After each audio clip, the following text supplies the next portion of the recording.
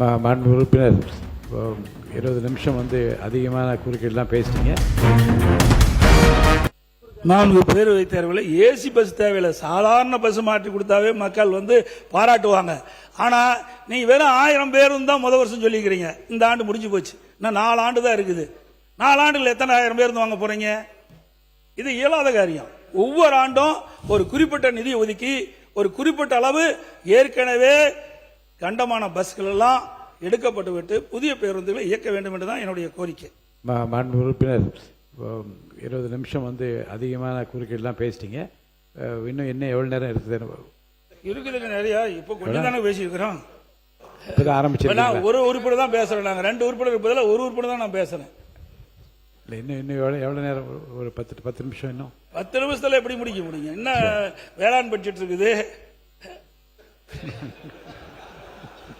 ஏங்க ஒரு நாட்டுடைய பிரச்சனைங்க, இன்னைக்கு தமிழ்நாட்டுடைய பிரச்சனைய இன்னைக்கு அனைத்து இந்திய அண்ணா திராவிட முன்னேற்ற கழக சார்பாக நாங்க சொல்லித்தான் அவனை எதிர்கட்சி கேட்கின்ற கடமை கொடுப்பது உங்களுடைய கடமை.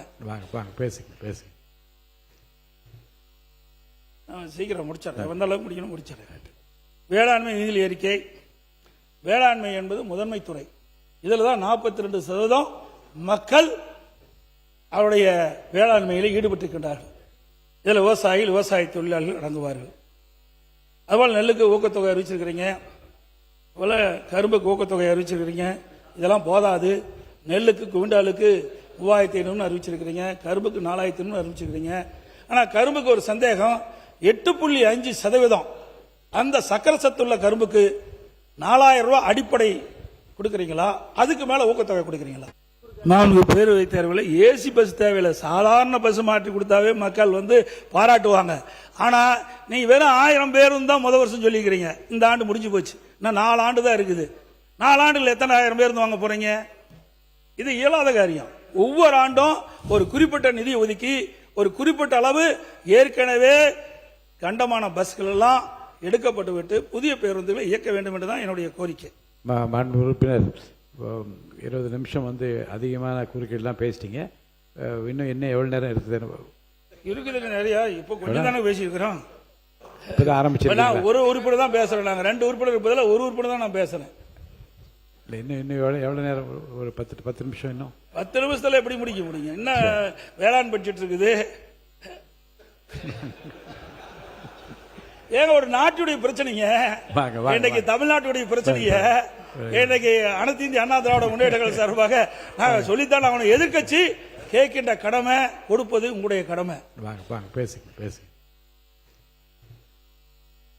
சீக்கிரம் முடிச்சிடறேன், வந்த அளவுக்கு முடிக்கணும், முடிச்சிடறேன். வேளாண்மை நிதி அறிக்கை. வேளாண்மை என்பது முதன்மை துறை. இதுல தான் 42% மக்கள் அவருடைய வேளாண்மையில் ஈடுபட்டிருக்கின்றார்கள். இதில் விவசாயிகள், விவசாய தொழிலாளர்கள் அடங்குவார்கள். அதுபோல் நெல்லுக்கு ஊக்கத்தொகை அறிவிச்சிருக்கிறீங்க, அதுபோல கரும்புக்கு ஊக்கத்தொகை அறிவிச்சிருக்கிறீங்க. இதெல்லாம் போதாது. நெல்லுக்கு குவிண்டாலுக்கு 3500 அறிவிச்சிருக்கிறீங்க, கரும்புக்கு 4500 அறிவிச்சிருக்கிறீங்க. ஆனால் கரும்புக்கு ஒரு சந்தேகம், 8.5% அந்த சக்கர சத்துள்ள கரும்புக்கு 4000 ரூபாய் அடிப்படை கொடுக்குறீங்களா? அதுக்கு மேல ஊக்கத்தொகை கொடுக்குறீங்களா?